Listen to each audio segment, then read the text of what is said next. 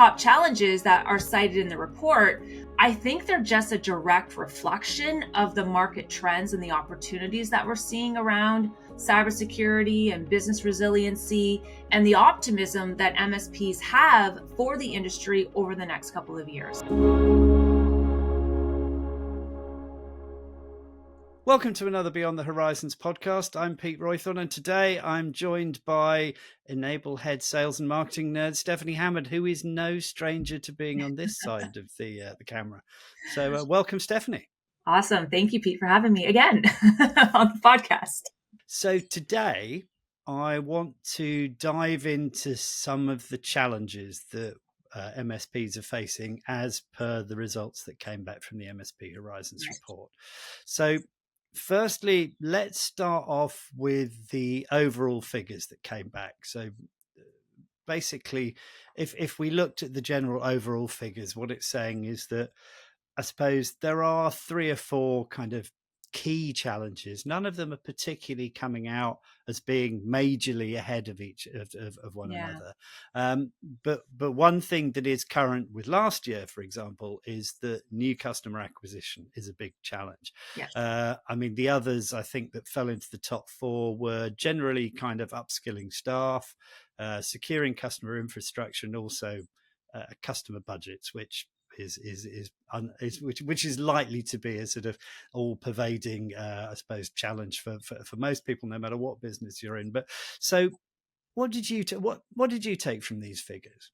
Yeah, so I think when you look at the top tech growth areas for managed services, especially over the next 3 years, which is what the Horizons report looks at, areas around endpoint security, managed BDR, network security, the fact that cybersecurity managed services sales growth in that area is expected to rise 10% from 80 to 90%.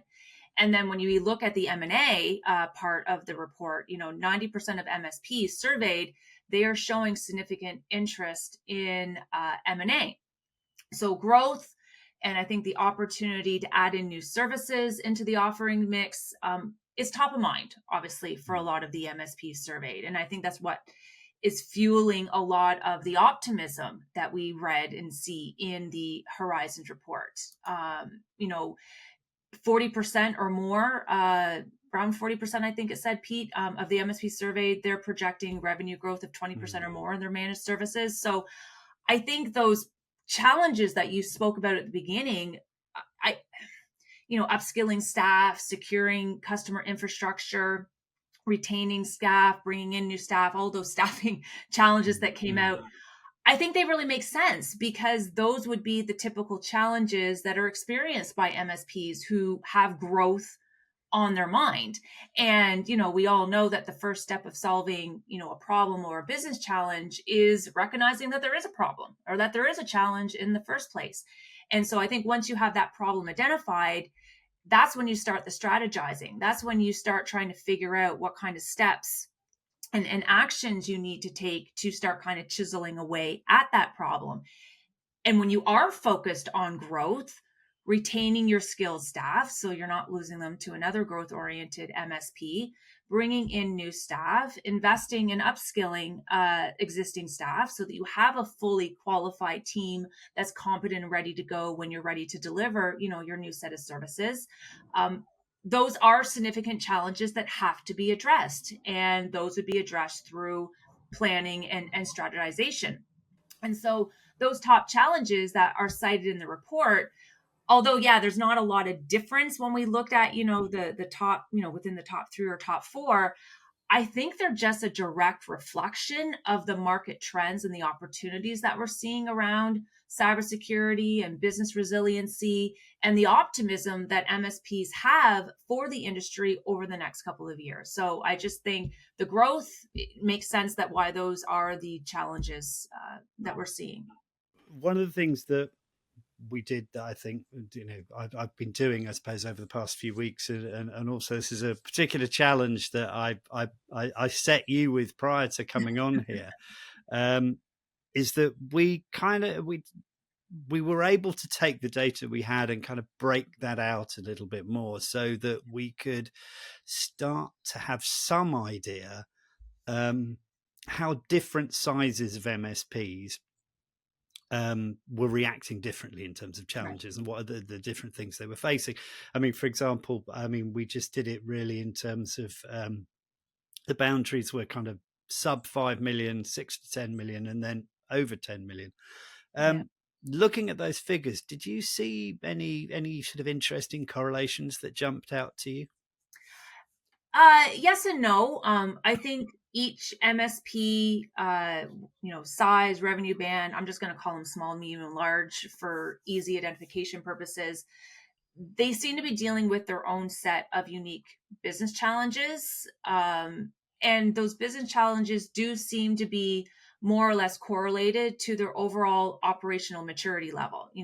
As an example, when we look at the smaller MSPs and you look at their top business challenges that were impacting their growth, NCA was at the top of the list for them, right? We didn't see it in the other two segments, but it was top of the list for the smaller MSPs, followed by customer budgets, followed by price increases. They kind of rounded out the top three. And I think that makes a lot of sense. That's what I'm hearing. That's what I'm seeing in my customer conversations with smaller MSPs. Those are the MSPs that are attending my webinars, attending my boot camps, grabbing me, at Empower to chat. And generally because smaller MSPs are still likely dealing with an owner-led sales structure. So it's that business owner that's wearing all those hats. So there tends to be no one really dedicated to the role of marketing, the role of sales. And so there's no well-defined marketing and sales strategy that's in place. A lot of the times also the owner has more of a technical background rather than a sales and marketing background. And so their business acumen, that sales acumen that we need, not as developed as their technical expertise. And so because of that, they are struggling with lead gen, marketing, sales. They're struggling with how to have the right type of conversation with prospects. And so their conversations, because they're more tech focused, tend to be more product focused on the technical features, as opposed to really what they should be. They should be helping to solve problems. And that's where a more sales savvy person would be having, they would be having conversations around the benefits of the solution, the impact, the consequences, the desired outcomes, helping prospects see the value of the services and how by, kind of enrolling in their services, they can improve their business and their business operations overall. And, because tech owners really struggle with how to have the right type of conversation with their customers, they tend to struggle when it comes to, dealing with customer objections. Like when the customer says, well, we don't have the budget for that. That's how I kind of read it. Because they don't have that experience, right? If the customer says I don't have the budget for that, that's just another version of it's too expensive. And so I think that correlates really well to that second business challenge that we saw pop up in the results. And also because I think tech owners have a little bit more of a difficult time articulating the value and the necessity of their services. That's when they take the customer at their word, when they say we don't have the budget for that. They're like, oh, all right, okay. And they'll, kind of tail between their legs and move on. Also, I think with these smaller MSPs, what I find is they're not pricing their contracts appropriately.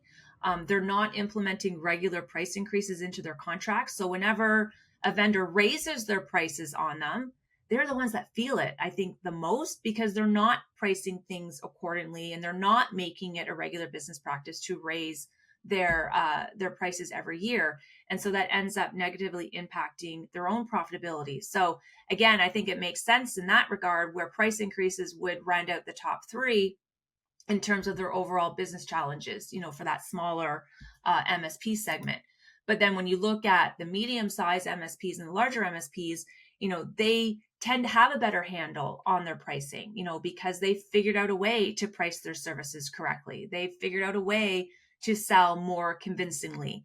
So they're better equipped at addressing, kind of those customer objections that they hear around pricing. And they tend not to fall as easily as a victim to pricing commoditization. And when you look at the medium and the larger MSPs, and what they're citing as kind of their top business challenges, new customer acquisition doesn't even make it into the top 5. It's in the top 10, so, every customer, every business, at some point deals with challenges with lead gen and getting new customers. But I think it was number 8, I think, for both of them when we looked at the list. So definitely not a huge top of the mind business challenge for them. But I think it's because these medium and larger size organizations, they've moved beyond that owner-led sales model, and they have implemented a well-structured sales motion. They have marketing motions in place, and these are done outside of the business owner's personal responsibility. The business owner is no longer the sole person responsible for handling marketing and sales. They've created departments, they've hired people to do that, to handle that for them. So it makes sense then that their top business challenges would be bringing on new staff, upskilling staff, what we talked about earlier, because they tend to be more growth minded than their smaller MSP counterparts. And this allows the business owner to evolve so that they can focus on working on the business as opposed to getting caught up in kind of the minutia of, the daily grind of their existing MSP. And so this affords kind of, I think, the larger or the medium to larger MSPs, it affords them the opportunity to strategize, right? They tend to have that more well-defined vision. They know exactly where they want to take their MSP. They have an idea of how they want to exit the business, which is why I think we're seeing such a jump in the M&A. 90% of MSPs were interested in M&A. They're thinking about this constantly and building the growth plans around how their expansion is going to go. And they're the ones I think are more in tune to the industry trends and the opportunities that are out there, and they're working to capitalize on those trends. And again, to be able to capitalize on that, we need more people. We need to invest in their training. And so again, I think that depending on the operational maturity level, I think the challenges do correlate well to what were the challenges that we saw in the report, and how does that compare to, kind of their revenue bands today. It's interesting that, as you say, that it kind of things make sense, which is good, and they tie in certainly with what you as somebody who's kind of regularly in touch with certainly smaller MSPs, that's kind of reflecting what you're hearing. But we also kind of split it out and looked at some other areas, one of which was go-to-market models. Obviously, by that I mean, I think the question basically split into 3 areas. It's like, how are you mostly servicing your customers? Are you servicing them kind of like, keeping it all in-house and servicing yourself? Are you working on co-partnering models? Yeah. Or are you working more on a sort of a co-managed model? And for those of you that are interested, if you want to know the difference between co-partnering and co-managing, I did a podcast with David Weeks a few weeks back, which we'll keep the links at the bottom, which kind of explains the difference there. But yeah, so as I say, we dug into the details more in that. How did that sort of approach to go to market kind of varies across those different bands again?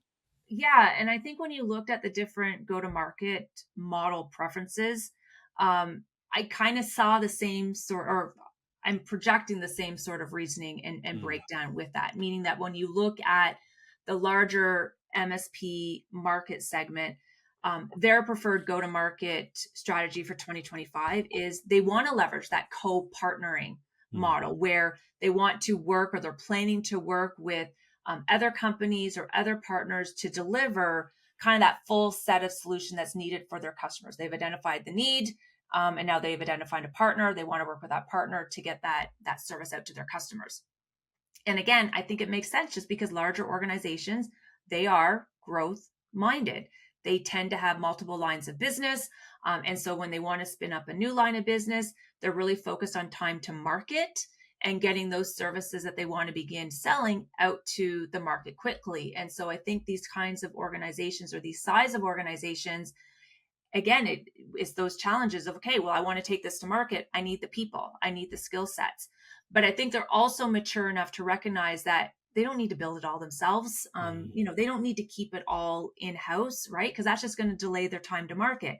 And so they're cognizant that if they want to increase that time to market and capitalize and grab market share as quickly as they can, there is benefit in partnering with other organizations that can offer those services that maybe they don't have in-house, or maybe they don't have the full internal skill sets in-house. Cybersecurity being kind of that big one there. And so they view the co-partnering model and maybe working with an MDR company, or maybe with an MSP or another MSSP, as being able to give them that ability to get to market quickly and be able to offer those missing services that they're seeing are needed in the market, but maybe they can't staff for themselves and their customers. Then when you look at, I think, the medium-sized MSPs, the co-managed model was really prevalent as their kind of the preferred go-to-market model for 2025. And again, I this makes sense in my mind, because the medium-sized MSPs, they're evolving, right? They were small at one point and they had that growth mindset, so they're evolving, and they're becoming more growth-oriented, growth-minded, and so they're recognizing that they want to build their MRR, if they want to win new clients, if they want to generate higher average contract values, because I know MSPs are seeing kind of an erosion in kind of their monthly contract values. If they want to increase that, then they need to look at moving up market and looking at the co-managed space, and start targeting organizations that have internal IT and start partnering with them, maybe to fill an HR void or a skill set void, or maybe there's just a tech tools void, within that organization. And again, I think it should be a drinking game. It can make sense to me. They're maturing their service delivery processes. They're maturing their operational model. Their sales and marketing operations are maturing as well. They're getting that confidence to move up market and target those larger organizations with the co-managed model, where they're going to work with the customer. They're going to work with the internal tech team to be able to help them better manage their internal IT. And then when we kind of looked at the smallest MSP market segment, there was a lot of optimism here, because there was a wonderful spread when we looked at the smaller MSPs, because there are that subset that are looking to grow, and they're recognizing that to grow, they have to move outside of the traditional, I call them the traditional managed services client type, where there is no internal IT. So the MSP is their, outsourced IT department. So the smaller MSPs that are, again, growth minded, they're recognizing that they need to look outside the traditional managed services customer type. And so when you look at their go-to-market model split, it was a split between, that traditional managed services, but then blending all three. So they're looking at the co-managed and they're looking at the co-partnering. And I think especially with the co-partnering, that makes a lot of sense, because they recognize that they want to offer a certain set of services, but they don't have the people internally to deliver it and support their services. Again, like around cybersecurity, resiliency, and they are seeing the benefits that co-partnering can provide by working with another MSSP or working with an MDR company to deliver those services on their behalf, because they want to grow, but they also want to remain competitive and relevant and improve their time to market. You specifically called out there the cybersecurity, which is obviously, this is the big growth area. Yeah. So again, we split those challenges out, or we split the insight into how people are developing their cybersecurity product suites, if you like, product offerings, out across those different bands. I mean, one of the things that kind of came out to me is that, we are, and this is something I think we're focused on breaking as well, is that MDR does seem to be something that the smaller MSPs don't appear to be getting too much into. There was definitely a kind of like, and it's like that obviously is something that we need to break. But what else were you seeing in there? What else kind of came out to you? Yeah. Well, first thing with the three different groups, just their approach to cybersecurity sales came out a little interesting in the report. For the smaller MSPs, I see a real divide in that group. On one hand, there was a group that are the growth oriented. Again, you don't become medium unless you were small. You don't become large unless you were small at some point, right? So, but there is these smaller MSPs that understand and appreciate that the market is changing, and they are taking the time to strategize on how they can capitalize on those changing market trends, especially as it relates to cybersecurity. Like 40% of MSPs that we surveyed, the smaller ones, they said that they weren't doing anything around cybersecurity today. They weren't selling it, but they plan to, which is fantastic. Mm. And there was almost another identical number that are saying that they are already selling cybersecurity, but they plan to grow this substantially in the next 3 years as well. Very, very happy to see that. But there was also kind of a little sliver of those that are not planning on delivering any sort of cybersecurity. They're not doing it today, and they don't plan to. And I find that a little, that one had me ponder, because, and it might be fine. Like, they might be lifestyle MSPs. They're busy. They're happy with their business. They're happy with their customers. They don't really have that growth mindset. They're happy with that business that they have established today. But where my fear is for these type of organizations is their existing customer base is going to begin eroding and probably eventually churning, because there's going to be these growth oriented MSPs that are going to be targeting their customers, and they're going to be providing the education, and they're going to be, talking about all those buzz terms, right? Like security, resiliency, compliancy, proper cyber hygiene standards, and the importance of having these in place, or their customers are going to get hit. They're going to get breached. And so these lifestyle MSPs, if they don't evolve, they can actually find themselves probably out of a business in the next 3 to 5 years, and, forced into retirement. And they're not going to really get any real return of investment on their business, because they haven't evolved their business to kind of meet the changing needs of those customers. But for, those growth or those smaller MSPs that are growing, where the report was showing in terms of what they're interested in from a cybersecurity sales perspective is, managed backup and disaster recovery was huge. That topped the list as to what they were going to focus on selling in the next 3 years. And managed endpoint security services, which I think makes sense. Always focusing on the employees makes sense. And then when you look at, I think, the medium and larger size MSPs, they are all selling cybersecurity today. There wasn't a segment that came out and said, no, we're not doing it today. And they're actually, it was very evident in the report, they're doubling down on growing the cybersecurity business pretty substantially over the next 3 years. Again, kind of showcasing that growth mindset and being in tune to market conditions. And, when you look at the types of cybersecurity services that they plan to grow and sell over the next 3 years, again, I think it reflects their organizational maturity of where they are and where they plan on going. Because these MSPs, they're targeting bigger customers. Bigger customers tend to have more complex networks. They tend to have higher data security and compliance requirements. And so that's why we're seeing, network security, kind of top the list for both of them. On-premise data center management was in their top 3 of growth opportunities and sales opportunities for them.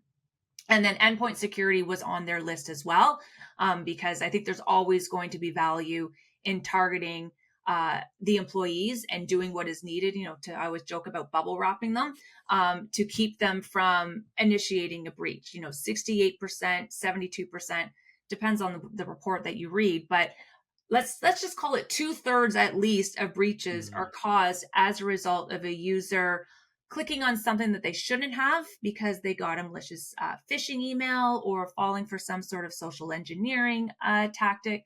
And so I think endpoint security makes sense that that's part of all 3 segments in terms of where they see growth opportunities in terms of cybersecurity sales. But it's particularly interesting that when you talk about that little slither there of kind of people that were saying they weren't doing anything, that really I want to foxed talk me. to them. Talk to Mm. me. Why do you not want to sell cybersecurity? You have to if you want to be in business. Yeah, I was wondering whether it was that inevitable thing when you go out with a survey that somebody thinks, I'm just going to tick this box to annoy Maybe you. But you know, that's that we because don't I have that insight into who actually filled out the survey. I said no, it would be interesting to it genuinely would be interesting to track those people down on the basis of the fact that everything around us is screaming that cybersecurity is where the revenue is, where the It's growth is. it's what your customers need. Yes, we're going to make Mm, money off of it, but it's really what customers need. It's your job as the MSP to keep their business in business. mm, And I'm working on a couple of new master classes, for us, our breach prevention that we just announced, and mm, MDR obviously, and like reading a bunch of the threat reports that are out. Like, it is undeniably, they're after your customers. They want your customers' data and they want your customers' mm, money. And so if you are not talking to your customers and having that risk conversation with your customers, someone else is going to. And that's why I feel that mm, that sliver, that's, yes, you might be happy with your business today, but I really don't think your business is going to be around in the next 5 years, because somebody else is going to come in and connect with your customers and talk with your customers, and your customers are going to be wondering, well, why isn't my MSP talking to me about this? How come they don't seem to be worried about this? So eventually those customers are going to come out from under that rock, and they're going to be looking for the proper protection coverages in place. Or, as I was saying, they're going to get breached, they're going to get hit, mm. and they're going to blame you because you didn't have that conversation with them. You didn't put the right services in place, and they're going to go to somebody else. So yes, I would love to talk to those MSPs that filled that out. I mean, there is a sort of like, while we're on that subject, actually, I mean, there is, of course, the element that if they're not focused on their customers' cybersecurity, how do you know they're focused on their own? And, we're talking Oh, so we've been much going down these that days. rabbit hole. That Oh, is even yeah. scarier, right? Like, the Yeah. cobbler's kids don't have shoes. Yeah. So, yeah, that you raise a very, very scary but interesting point, that if they're not concerned about their customers, what are they doing for themselves? And that's Mm, an even scarier point that I didn't. Makes sense. yeah.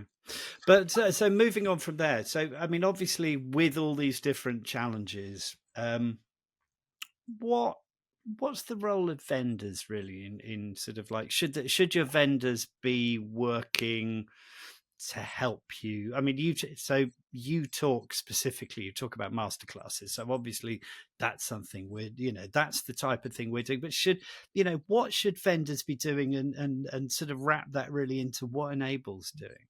Yeah, I think education, like, Mm, as the late great Mike Cullen always said, a rising tide floats all boats, right? mm, And I think as vendors, you know, yes, we all have products we're trying to sell, right? But I think where we can help is, here's the new product, but this is how it fits into your MSP. And this is how, Mr. MSP, you can help make it fit into what you're selling and delivering to your customers today. Because it's not just about, the tech and the features and the product. It's about how that product can fit into improving their cyber resiliency, improving their recovery abilities, improving their time, the return to operations. And so I think as vendors, we all have a huge role in educating our customers on, the current threat landscape and what's needed to help them protect their customers. And if we can help them do that, obviously their customers are going to be interested and convinced to buy their services, which means that they'll obviously have to come back to us to buy more products and more licensing. But I think as vendors, with Enable, we've been doing this for 20 years, right? Like, mm, back in 2004 when I started, Enable recognized even back then that to help our partners grow, we need to provide that education. We need to provide that consulting services. And it's still true 20 years later. Here I am, here are the head nerds.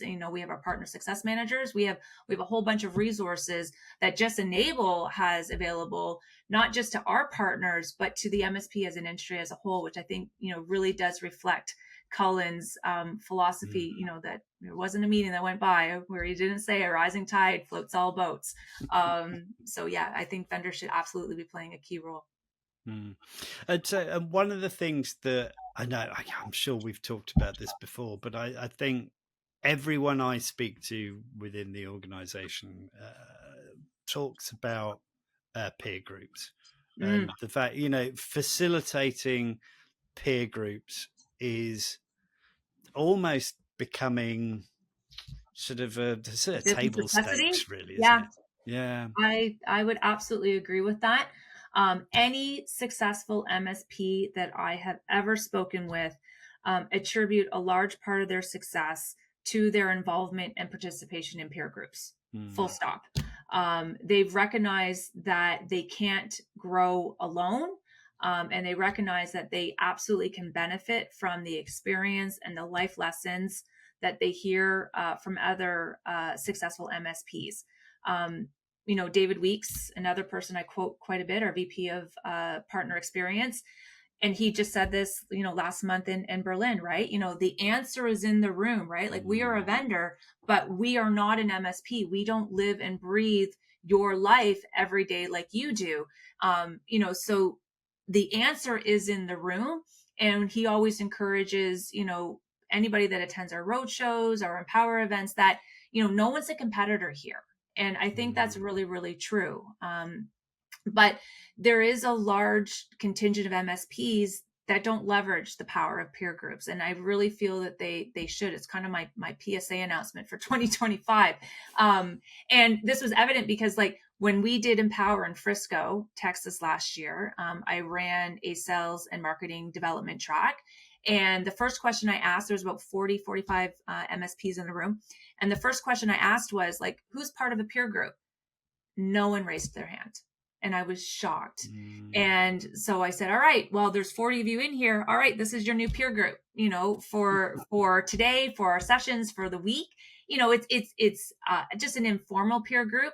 But I really do feel that it's imperative that MSPs, whether formal or informal, that they find a group of like-minded MSPs that can help them, because there's a lot of decisions that are being thrown at you to grow an MSP business, and you don't have all the answers, especially if maybe you are on the smaller one. So why wouldn't you want to benefit, from what other MSPs have done? Now in Berlin, when I asked the same question, I got a little bit better of a response. I would say mm. maybe about a third of the MSPs that were in my sales and business development track were part of a peer group, which was really nice, which was good to see. Mm, Yeah, so maybe our sort of constant going on about it is definitely starting to get through, which is good. Well, I think it's just them recognizing that you're not losing out on your competitiveness if you are talking to another business owner about your business. Like, you can have the exact same idea, but the implementation of that idea could be completely different because, again, the employees are different, the market conditions are different. Just the different ways that you run your business could be a Mm, little bit different. So I don't think you need to be worried about spilling your secret sauce, because everybody is going to implement it in their own way, and then a lot of people won't implement it at all. You can talk about it and talk about it and talk about it, you can lead that horse to water, but they just may never get around to implementing it anyway. So mm. I don't think that's as big of a deal as I think some people make it out to be. Excellent, Stephanie. Thank you very much for your insights, as ever.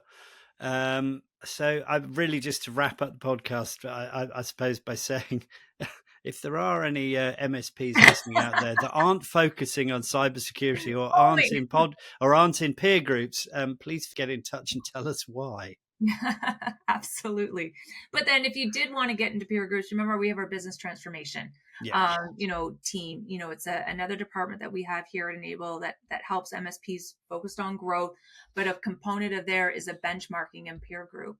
So if you were looking to see what Enable had from a peer group perspective, that business transformation can be kind of your first stepping stone into getting established in a more formal peer group. But if you're not interested in the more formal, just going out and attending the different MSP industry events is going to be huge. Like, again, our Empower event, our road shows.